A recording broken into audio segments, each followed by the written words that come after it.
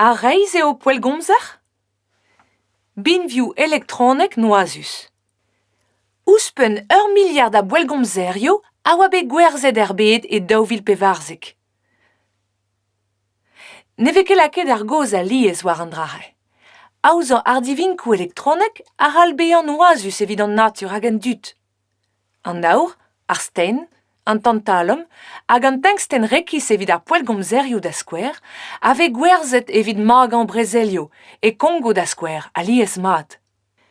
Korvoet ve labourerien en un doare dizere a die en entat produi.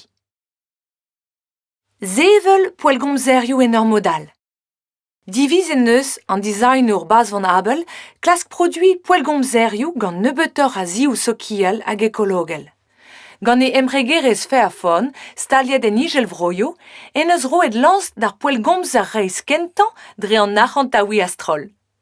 Ur rumat 5.000 Fairphone warnugen en oa produet e fin ar blad daouvil trizek, a gwerzhet 305 euro warnugen an tamm. Lar en eus bas van Abel ne oa ket da ben da aouzan ar poelgomzer en un doare peur reiz ahat. Un tol ar not kentan e. Estreget ar priz o disañvel. Ker a oa reprenañ ar Fairphone neuze. Perak, ijinet ebet ar Fairphone evit bezañ ez deus resan. Pechou distag a c'hall er prenañ evit kempenn ar divinkou ziek. Fellout a rad an emregerez e pat fe e poelgomzerio ar pellan ar gwellañ evit kaout nebeutoc'h a zilerioù dangerus.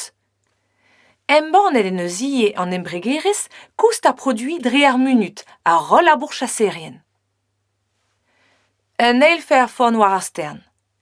Emañ emregerez bas van Abel originan an eil patron poelgomzer.